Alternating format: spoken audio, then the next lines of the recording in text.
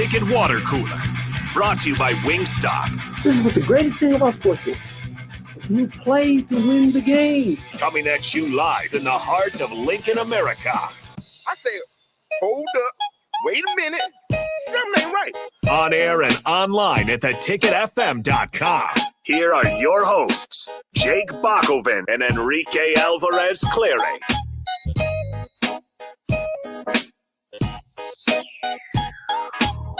It is almost upon us, kickoff for the best rivalry that has been taken us away from us in college football. It's Nebraska-Oklahoma week. It's Nebraska-Oklahoma Friday. And let's get things going here on the Ticket Water Cooler. We're with you every lunch hour, Monday through Friday, 12 to 1. And then sometimes when a bunch of Huskers come on the show before you, we're a little late. You but let it's them fine. roll. Yeah. Yeah. So I'm sorry if this is a letdown from what you were just listening to. Well, how many titles did you win? Because there was about probably combined. There was probably at least 10 titles in here. Are we counting video games? Because if we're counting video games, I got more than all of them. But if we're not, no, none. I got none. Well, that's all right. We at least we have some experience here on the radio, and we're ready for this Husker Oklahoma game. And by the way, I tweeted this out, but it's a reminder as we get together for Nebraska Oklahoma to hate Texas, because Texas is always the reason you don't have Nebraska Oklahoma on a yearly basis. That separated that rivalry was Texas coming in. And now, as college football splits down the middle, and we'll see how the conferences go, but the middle seems to be between the Big Ten and the SEC. It just feels like there's a few rivalries there, but more than anything, the Nebraska-Oklahoma rivalry is just left out in the desert and thought and forgotten. And it's really sad, because we should be having this game every year. Always blame Texas. There are very few rivalries that aren't currently being played, but Nebraska-Oklahoma is one of the bigger ones. I guess you could consider West Virginia Pitt, that backyard brawl. Oh, yeah. That's one that, I mean, they rescheduled it Texas for A&M 3 years. Texas. Texas A&M, I mean, that's going to restart. I mean, they're going to the SEC together. So there are very few rivalries that aren't happening anymore. Nebraska-Oklahoma is probably one of the main ones that you're not going to get on a yearly basis, unfortunately. So, yeah, we can always blame Texas for everything that's happening. And this Nebraska-Oklahoma rivalry is a rivalry based on respect. And the Nebraska-Texas rivalry is not. Texas is hated, horns down all the time. Always dislike Texas. That's right. Forever and always, right, people? Everybody in Husker Nation say amen. All right, let's bring in Brian Munson here of Husker Online on 3. How's it going, Brian? Brian Munson, who lives in Texas, right? That's right. You get a lot. Do you ever get around too many Longhorns fans that know you're covering the Huskers?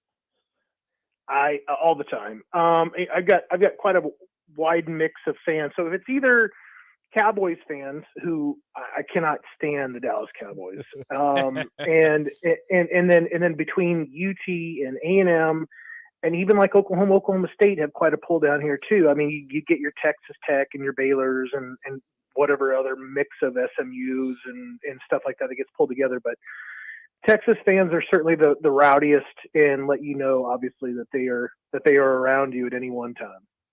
Yeah, thank God. I mean, in one way, I want to see it and play Texas every year, and another way, I don't feel too bad being rid of Texas. Guys, yeah. Well, like, Texas football fans are terrible. Texas baseball fans are nice. I like when Texas makes a College World Series. Fair enough. But Nebraska's not alone in disliking Texas. But for this Nebraska Oklahoma rivalry that we see rekindled here, obviously it's been a busy week since we last talked to you, Brian. I guess how have you just kind of taken it in? Do you feel like Nebraska made the right move, saving the money, and the way that I see it, maybe trying to salvage this season here? That's the way I see it too. I mean, I think that's what Trev essentially said when he said, "I made the move now because of the guys that are in the locker room." There's 9 games left on the schedule, and I think that you turn back around and you say, how much of this can be salvaged, starting with Oklahoma now, and a bye week next week to where you start getting back into your Big Ten conference schedule, and I think that's where Mickey Joseph makes a ton of sense as an interim head coach, or just call him head coach. I don't like the word interim. I mean, he's legitimately head coach because they are recruiting. And with Trev, how he ended the kind of press conference where he said that, Scott Frost is the only person that's been let go, but Mickey Joseph has the ability to make additional staff changes as he sees fit. So he has control. He has the checkbook. He can go back to the staff and say, "You're not cutting it. We're going to do something else." We've got, there's other folks back there. I think it's Cafano that got the promotion, into the wide receiver role. But you got guys like Vokalek that's back there behind, in kind of an analyst role. So there's some guys back there that have got good practical coaching experience that I can see that if, Mickey didn't feel like, you're carrying your weight, that something's going to happen. So I think that this is to salvage whatever season's there. I think it's to salvage the class as much as it's been put together. You're probably still looking for a few more guys. You still have the number one guy in the state that's still kind of hanging out there. And I think that those are all the things that he is working towards, obviously, since he was at the Lincoln East football game last night, trying to check out Malachi Coleman. Now, Brian, this is kind of a question that it seems as if it has to be asked to almost everybody that talks about it, but what are the odds or the chances that you see Mickey Joseph retaining the head coaching job at the end of the season? Yeah, I don't know if I have a great answer for you there. I don't even know what the what's the mark? What does Nebraska have to do? Do they have to make a bowl game? Does he have to play Oklahoma close tomorrow or win? I don't have a great answer for you, but I think obviously that a bowl game is significant, number one. I think it also comes down to what the search firm and what Trev kind of feels like on the other end of whenever they're working together to figure out who the firm feels are the best candidates, and maybe where, Mickey lies within that landscape of that report. And then it also comes down to, I think, just where Trev is kind of at with what he feels like the team and the university kind of needs, because I know that it's very hard to ignore, what you're paying professional services folks to pull together when it comes to the best possible candidate for you and the fit and whatever.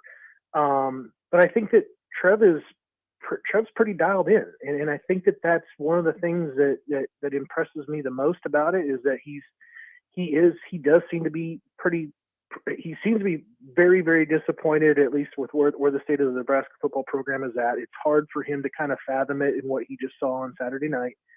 And he wants to get things pulled together quickly. But I think that report and what the search firm comes back and says is one thing. And I think that he's going to have a thing, not a science experiment. He's got a season that's happening in parallel to the firm going out and trying to do kind of a nationwide search to see who would be the best guy based on, how they kind of pull things together and how they kind of measure everything. So I think bowl game is huge. I think how he kind of moves forward, I think how he continues to recruit, but I think there's also got to be a very good warm fuzzy about, even if Mickey Joseph does not end up with the head coaching job following this season, there's, in all likelihood, there's going to be a retention, for him to stick around. And I think that Trev has indicated with what he's doing right now, he wants Mickey's hands in as many parts of the program and the team as possible, whether it's,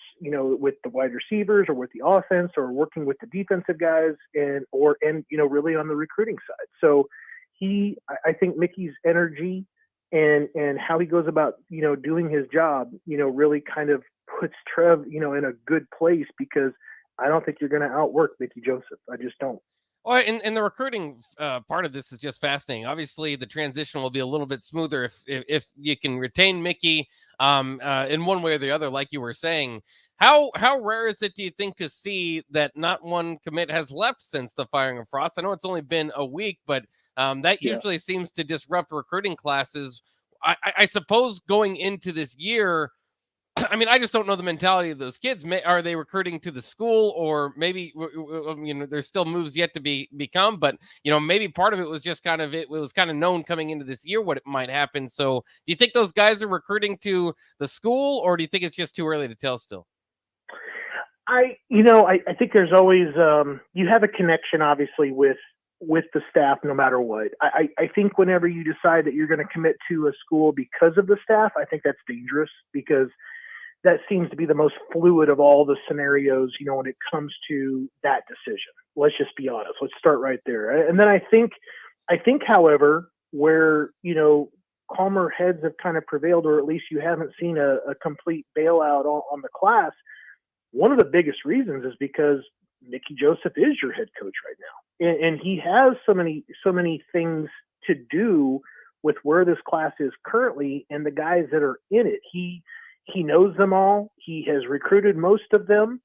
I'm sure that there was reaching out. And I think that the other part here, and it doesn't, you can't overlook this part. You got a great administrative staff.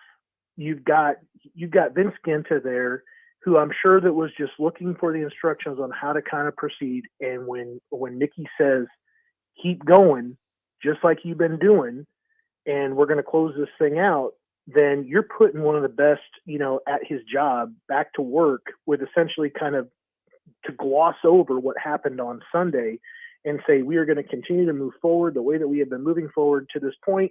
And I think that there'll be some other things that are going to have to happen, because obviously you got bye week coming up. So you're going to talk about what are your trips that you're going to make to go out there and recruit in your bye week. You got another bye week that's a few weeks down the road after that. Same kind of thing. You got some official visitors that will start popping up again in October. Then you need to go back to your board and figure out what are the other remaining slots in the class that you feel like you need to go get.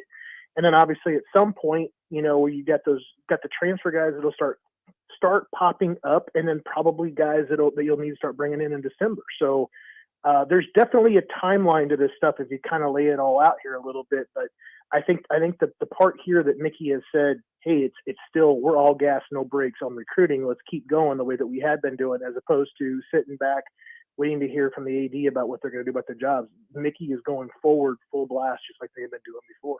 We're speaking with Brian Munson of Husker Online, the Nebraska On 3 site. And Brian, I got to ask you, who are the big names showing up? Because this is a massive recruiting weekend with a top 10 Oklahoma team coming in. You've got Fox Big Noon kickoff. It's a massive weekend. They're a bunch of former Huskers are back in town for this game. So who did Nebraska bring in, or who is Nebraska bringing in to take in all of this? Yeah, there's 7 of the 14 committed guys in the 2023 class. You get all 5 in-state guys are going to be there, but you're also getting Dwight Boodle to come in from Miami, Florida, and you're also getting Hayden Moore to come back from Denver, Colorado. Hayden Moore is a guy who's really going to see his stock climb. He's averaging nearly 18 tackles a game. So if you haven't gone out and watched his huddle film, I highly suggest it. But then you bring in the guys that are uncommitted visitors that are already holding Nebraska offers. You got 4 guys coming in from Lee Summit North over in Missouri. You've got Chase Pearsall. You've got Isaiah Mosey. You've got Kamari Moore, who actually was in last weekend as well. And then you have probably the headliner out of them all, Williams Nwaneri, that is like the big defensive lineman, 6'6", 240, has an Alabama offer. And then you've got like 2024 running back Jaden Hart. Davon Hall is going to be there. Carter Nelson, the 2024 tight end from Ainsworth, is going to be in town. So you've got like about 10 guys that are coming in that have offers between classes for 24 and 25. Actually, and 23, because Malachi will be there as well. And then you kind of get into like the guys that are mainly in-state players that we're still kind of talking about, and that they still fit in here somehow, potentially from an evaluation perspective, either into 23 or to future offer guys for 24 and 25. You do have a 2024 inside offensive lineman, Harrison Utley from Norman North down in Oklahoma. And then you get like Henry Prohaska, who had a heck of a summer, that's out there, that's an edge for Elkhorn South. You got Cooper Johnson from there in Lincoln Southeast, offensive lineman. You got Donald DeFran Jr. from Lincoln High. And you get like Corver Dema from Gretna, who obviously their team had a great night last night. And a couple of West Side guys, Jalen Lloyd and Kenyon Cotton. So I think that it's a really nice weekend. You're going to have north of 50 guys that are going to be there. So obviously Nebraska is not stopping on this front. They're bringing in a lot of guys, and it should be a terrific atmosphere. You just hoping for a good score up there on the scoreboard at the end of the game. We're speaking with Brian Munson, Husker Online. Brian, some transfer portal changes happening in the NCAA that apparently the NCAA was informing schools to let players who entered the transfer portal following the August 31st deadline to take their names out of the transfer portal. I don't know if you have any more information on that, on the transfer portal changes, if you could inform us. It's basically that the NCAA is putting in a rule that no player can enter that transfer portal until December 5th, unless basically their scholarship is either pulled or their head coach has been fired. And the NCAA has required then, basically made the teams kind of remove the guys that have been put into that have gone into the portal since then.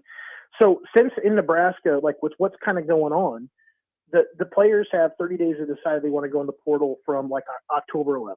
And so far, nobody, has said anything. Everybody is still out there. There's nothing that's happening there on that side. There's really nobody that we're expecting or anticipating that's just, chomping at the bit to kind of go ahead and get in there. So it's going to be interesting to kind of see what happens over the next 3 months, but we could start hearing about guys as soon as like in 3 weeks, I guess. That's really what's happening there. The NCAA is just kind of telling, they're putting the brakes on this thing. They want to clamp it down from a date perspective, which I think aids the coaches because they don't have to do that management stuff during the season. They don't get, a guy that jumps out and kind of wrecks the 85 because that 85 limit, has to be declared. So I think I think this is a good rule change when it comes to that stuff. It's just, how did it get to this point? And then all of a sudden NCAA's got to make a decision in mid-September. That's pretty wild to me. Always informative and very entertaining. Brian Munson of Husker Online and On3. Last time we talked to you, of course, a week ago, who knew the changes that would happen and where we'd be today? Who knows what we'll be in a week from now? But I'll tell you this, we'll be a lot happier if Nebraska beats Oklahoma. So I guess we got to do this to you. It's Friday. What's your prediction looking like? Man, I am just all over the place in this thing. I don't believe where the line is at, number one. I think the popular question on the board is like, well, has Nebraska covered it all this season? The answer to that question is no. But I think that there's an energy. I think there's an energy that's there in Lincoln. I'm going to pick OU, but it's going to be a lot tighter, I think, than what people are kind of thinking I'm going to say. I'm going to go like 31-24.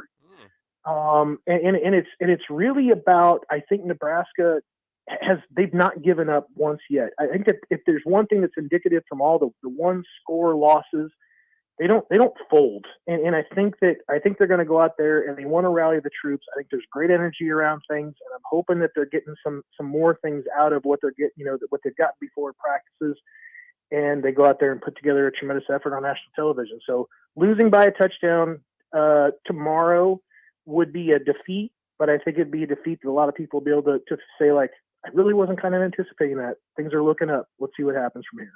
Well, let's see what happens. Thanks again, Brian Munson of Husker Online and On3. We'll talk to you next week. Have a great weekend, guys. We'll see you. All right. I'm excited. I'm pumped for this weekend. Not just the Nebraska-Oklahoma game, lots of other games in college football that look very exciting, at least to me. So we'll get through those. I'd like to do this every week. We look at the ticket prices. Is Nebraska-Oklahoma the top ticket across the nation in college football? No. Find out next year on the Ticket Water Cooler. Rico says no. Is Rico wrong? Get him. We'll be back here on the Ticket Water Cooler, 93.7 The Ticket. College football in Lincoln, America. The time has come. Start your game day off right with the A1 Automotive Ticket Tailgate pregame show.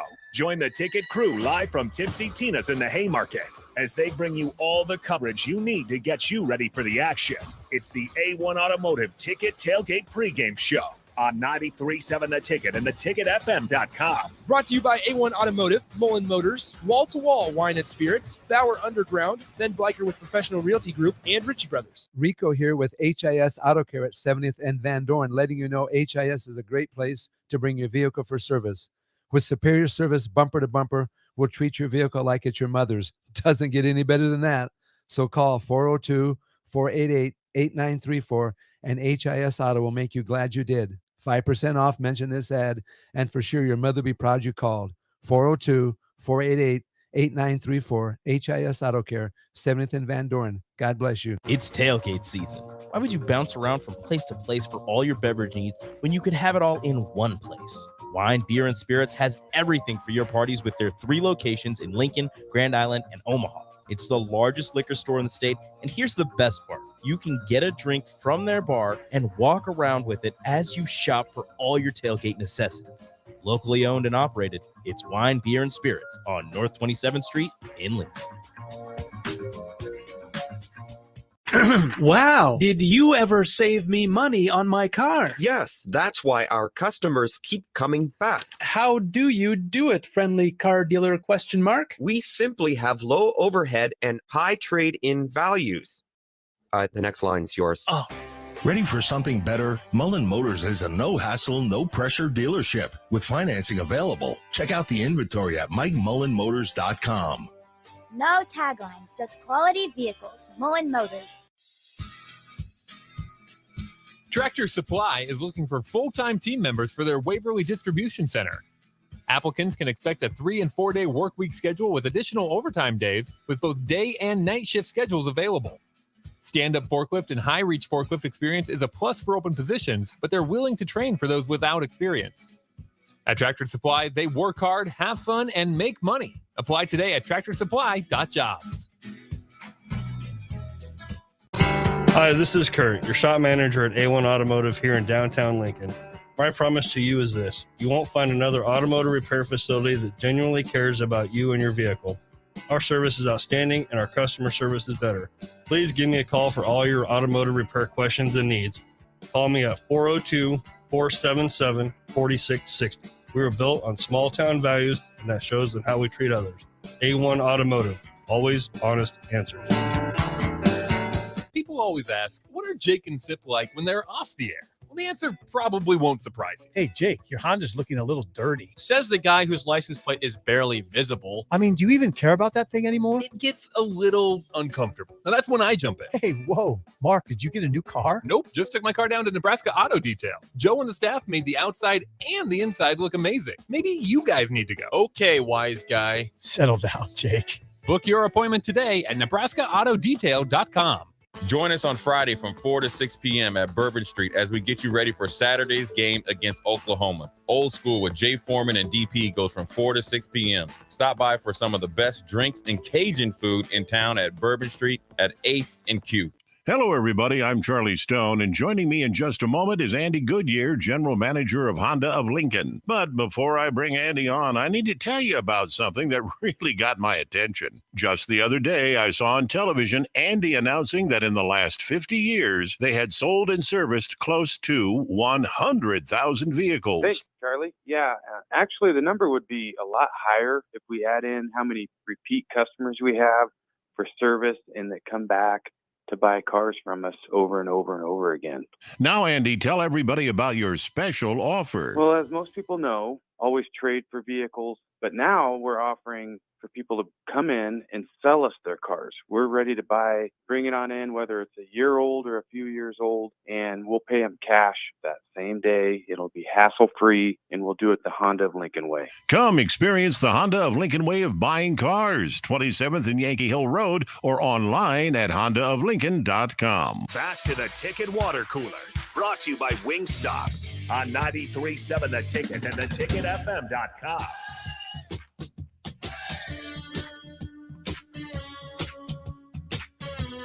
Let it pump through your veins. You are 1 day away from Nebraska, Oklahoma in Lincoln. The Sooners have to come to Memorial Stadium and battle the Sea of Red. That's you guys.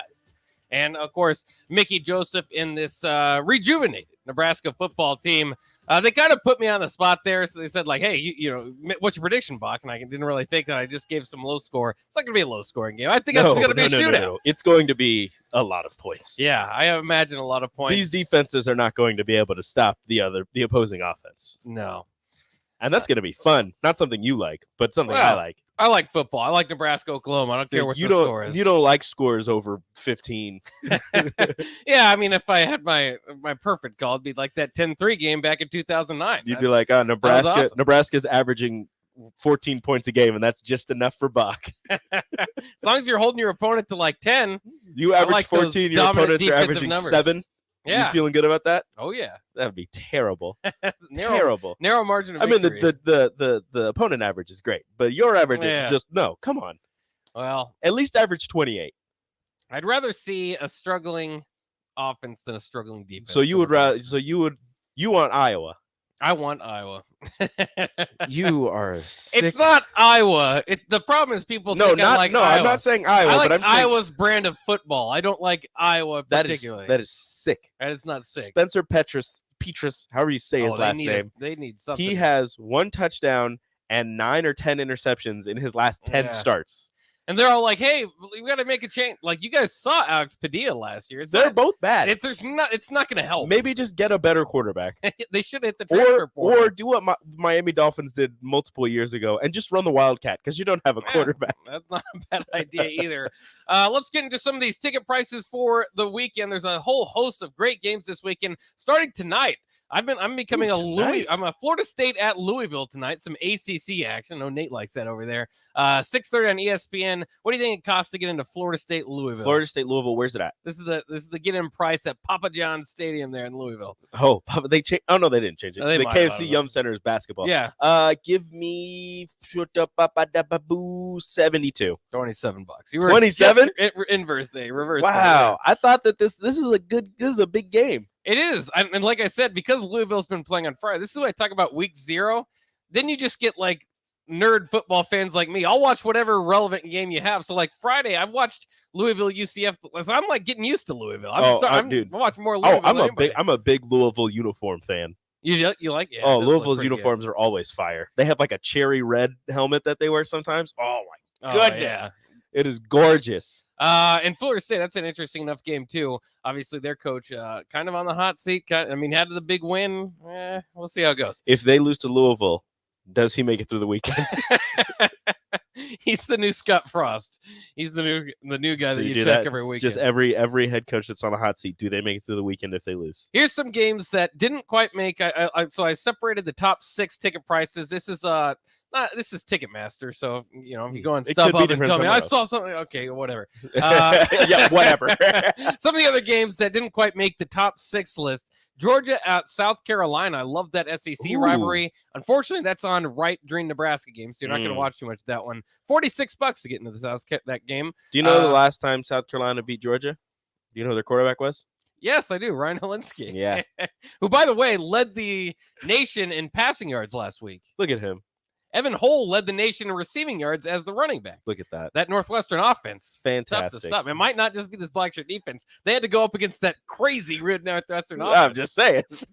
Yeah, I mean, that Duke defense is just different. That's the only reason that Northwestern struggled. Yeah, I know I saw Duke playing so many of this. I didn't write them down. Cal at Notre Dame. Of course, Notre Dame has got to get their win. Marcus Freeman is now a Catholic. He's now Catholic. So maybe that will help. I wonder how Nick feels about that. You think Nick he's listening? Catholic? No, Oh, Nick yeah, is a Nick's big listening. Marcus Freeman fan. Oh, he's just a Freeman fan. I want to get his take. I want you to listen. Can you hear me? Just wait for it. Can Are hear me you? now? Did you know that Marcus Freeman is now Catholic? Are you okay with that? I'm Oh, well, there you go. There you go. That's why he likes Marcus. He's- Well, now he likes Marcus Freeman even more. Yeah. It works out that way. BYU and Oregon. I think that's an interesting game. BYU coming off a big win. Oregon still looking to bounce back from their loss in the opening week. That's $37 only to get in at Ott Stadium there with Oregon. Really? Yeah, that'll be 2:30 on Fox following the Nebraska game.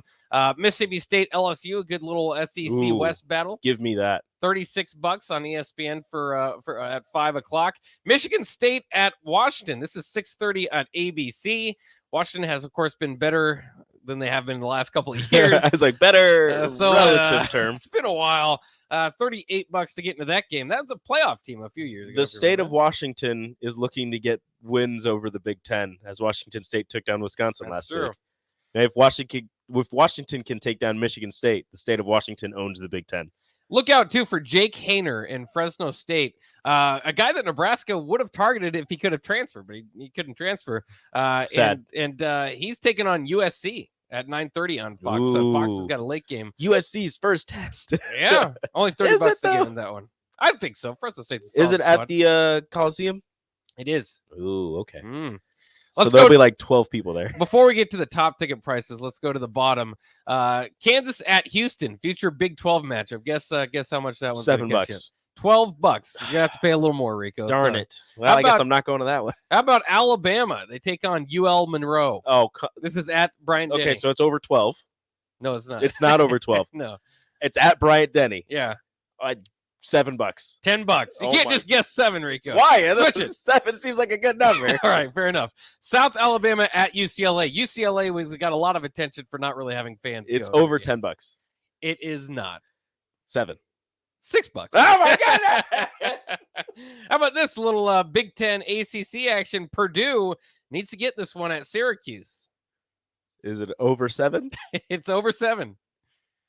$11. $8. Oh my goodness! Why? SMU at Maryland. SMU Maryland 13. $5. $5 to get you in there. Just need Fine. need Abraham Lincoln. Just there. a nice little Lincoln. And if you want to see that high-powered Ryan Helensky, Evan Hull offense, Woo-hoo! Northwestern taking on Southern Illinois. Welcome them into Chicago. Ooh, The lowest ticket price I could find. What do you think it's at? Evanston. It's Evanston. $3. You're overpaying if you're paying that one. $2. $2. Oh my. $2 for some Northwestern. Oh my football. goodness. If that place, it's $2. How's that place not going to be full? Yeah, it should be, but there's better things to do, I guess. In Evanston? In I know in Chicago, yeah, sure, but in Yeah. Evanston, I know they're right next to each other, but Yeah. still. I'd go. Come on, smart people, fill it up. Wear your purple.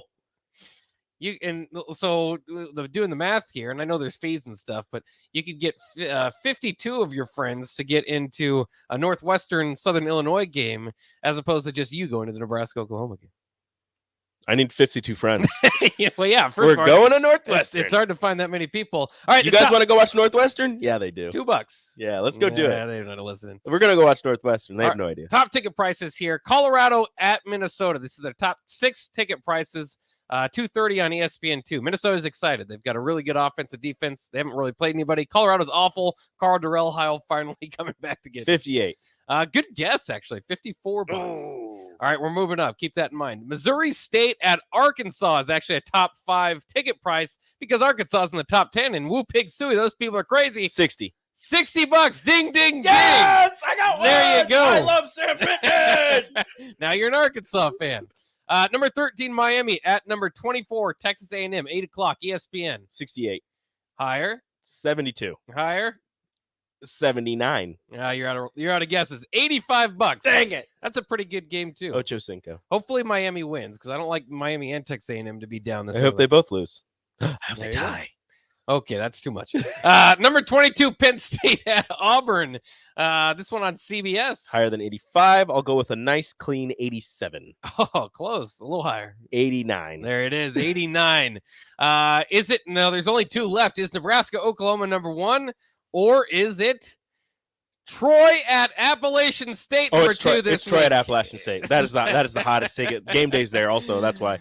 It is. Oh yeah, I'll let you take your guess. 2:30, ESPN Plus. You can't watch this on ESPN. Dang it. How are you not going to be able to watch it? Okay. 105. Pretty close. $102, and there's only like 30,000 seats in that stadium. It is a so gorgeous stadium, though. I think that's why they've got that going on.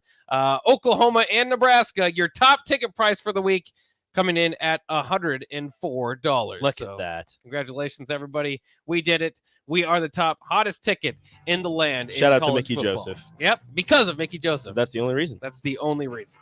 Well, that'll wrap it up for the ticket water cooler. We've got to wrap it up quick and get to the happy hour so we can get back on track. Thanks to everybody for listening. Of course, stay tuned. The ticket, we've got you all your coverage pregame.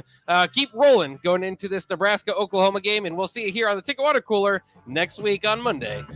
So long and have a great weekend.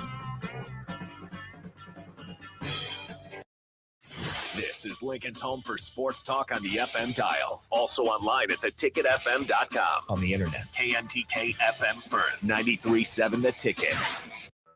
Seasons change, but your land